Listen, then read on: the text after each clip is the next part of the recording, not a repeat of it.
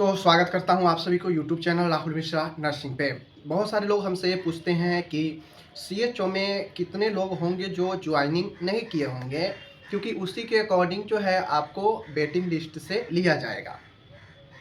तो आज की इस वीडियो में हम बात करेंगे कि आखिर सीएचओ में जो एग्जैक्ट आंकड़ा है कि कितने लोग नहीं ज्वाइन अभी तक किए हैं, ये हम जैसे लोग या कोई भी जो सोशल मीडिया पर है वो नहीं बता सकता है कि एक्चुअल में कितने लोग ज्वाइनिंग नहीं किए हैं, क्योंकि ये सब इंटरनल डाटा होता है, आंतरिक डाटा होता है। कितने लोग किए कितने लोग नहीं किए ये सिर्फ और सिर्फ जो है विभागीय पता होगा, लेकिन एक अनुमानतः हम बता रहे हैं। एक एग्जैक्ट अनुमानतः बता सकते हैं, एग्जैक्टली तो फिगर नहीं बता सकते हैं। देखिए, आपको पता होगा कि जब सीएचओ का काम शुरू हुआ तो स्टाफ नर्स का आंसर की भी जारी कर दिया गया, और जब आंसर की जारी कर दिया गया तो जिनका सीएचओ में रिजल्ट हो रखा था उनका भी अच्छा रिजल्ट था। स्टाफ नर्स में अकॉर्डिंग टू आंसर की अच्छा रिजल्ट उनको दिख रहा था। तो वैसे सारे कैंडिडेट पहले मन बनाए थे कि अगर चीज़ें जल्दी होती हैं तो मैं सीएचओ में ज्वाइन नहीं करूँगा या नहीं करूँगी। समझ गए? जिनका रिजल्ट बीटीएससी में भी अच्छा दिख रहा था आंसर की के अकॉर्डिंग, और सीएचओ में भी हो रखा था, तो वैसे लोग पहले तो मूड बनाए थे कि मुझे बीटीएससी में ही ज्वाइन करना है, सीएचओ में नहीं करूँगा। लेकिन हुआ क्या कि जब चीज़ें दिखने लगा, जब बीटीएससी के तरफ से कुछ रिस्पांस नहीं आया, स्कोर कार्ड के लिए इंतज़ार पे इंतज़ार किया गया, तो आपको पता होगा कि पहले डेट दिया गया था फर्स्ट टाइम ज्वाइनिंग का 22 तक, ठीक है। तो उसमें बहुत सारे लोग ज्वाइन नहीं किए थे। उस समय हमारे लगभग बहुत सारे ऐसे कंटेक्ट में थे जो ज्वाइन नहीं किए थे। उनको लग रहा था कि स्कोर कार्ड जारी कर दिया जाएगा बीटीएससी का, तो कन्फर्म मैं हो जाऊंगा या हो जाऊंगी, तो फिर सीएचओ ज्वाइन नहीं करूंगा। बात समझ रहे हैं? लेकिन जब 22 तारीख समाप्त हुआ तो आपको पता होगा कि डेट को और आगे बढ़ाया गया, ज्वाइनिंग के डेट को और आगे जो है एक्सटेंड किया गया, क्योंकि बहुत सारे लोग ज्वाइन नहीं कर रहे थे, तो डेट को और एक्सटेंड किया गया। अब जब एक्सटेंड किया गया, स्कोर कार्ड नहीं आ रहा था, तो बहुत लोगों के मन में डाउट होने लगा कि एक तो भाई पेटिशन केस पड़ा हुआ है हाई कोर्ट में, दूसरी बीटीएससी सीरियस नहीं है, स्कोर कार्ड नहीं दे रहा है, तो अगर मैं सीएचओ इधर छोड़ता हूँ या छोड़ती हूँ तो कहीं बीटीएससी भी हाथ से नहीं निकल जाए, कितना लंबा खींच जाएगा पता नहीं। तो इस असमंजस में लोग जो है सीएचओ ज्वाइन करने लगे, जब दोबारा ज्वाइनिंग का डेट सोसाइटी से दिया गया। तो आप लोग को ये पता होना चाहिए।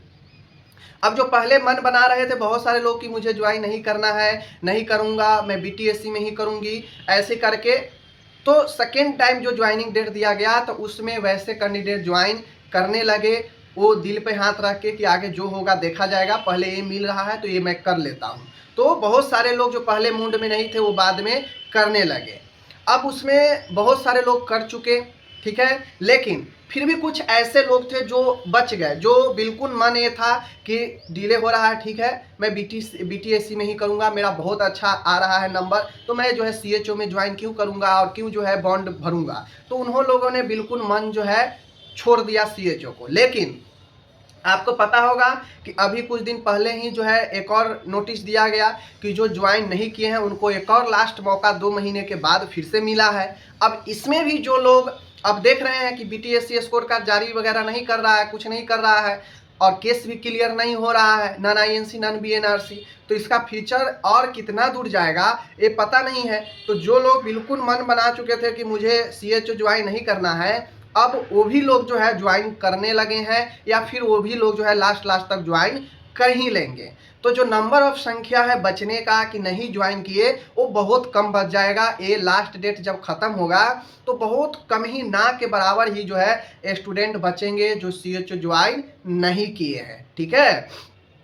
तो कुल मिला के अब बहुत लोग कहते हैं कि ये एक रणनीति है विभाग का, सरकार का, कि इनको किसी तरह से सीएचओ में ज्वाइन करवा दिया जाए, और बाद में जब अस्थाई नियुक्ति स्टाफ नर्स का रिजल्ट देंगे तो इनका अगर होगा तो जाहिर सी बात है वो अस्थाई नौकरी में जाएंगे, तो यहाँ भी बॉन्ड भरकर ही जाएंगे, तो उससे बेनिफिट होगा विभाग को। तो कुछ लोग का ये कहना है, जबकि मैं ऐसा नहीं मानता हूँ। बीटीएससी बिल्कुल अपना काम करने के लिए स्वतंत्र है। अब बीटीएससी क्यों नहीं चीज़ों को सीरियस ले रहा है मुझे पता नहीं है।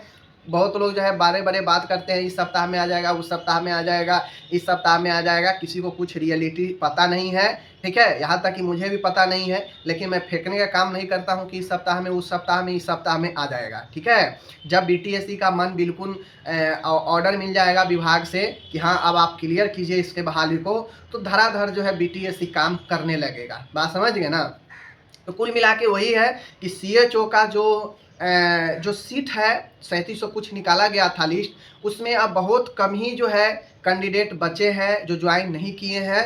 तो अब देखने वाली बात होगा, एक्चुअल जब डाटा निकलेगा लिस्ट आगे, तब पता चलेगा कि कितने लोग ज्वाइन नहीं किए। लेकिन एक बात तो ज़रूर है, फर्स्ट या सेकेंड बार जो मौका मिला था, धीरे धीरे कैंडिडेट इसमें जो नहीं भी मन बनाए थे वो ज्वाइन करने लगे, इस डर से कि कहीं बीटीएससी साल भर 6 महीना अगर आगे खींच गया तो उतना तो मैं इनकम कर ही लूँगा इधर से। तो 6 महीना साल भर के बाद अगर ज्वाइनिंग होगा बीटीएससी में, तो मैं इधर के पैसा उधर लगा दूंगा। यही सोच के लोग ज्वाइन कर लिए कि अभी कम से कम सरकारी क्षेत्र में नौकरी करने का मौका तो मिल जाएगा, अनुभव तो मिल जाएगा। तो अभी नहीं करूँगा तो हो सकता है ये भी हाथ से चला जाए, वो भी हाथ से चला जाए।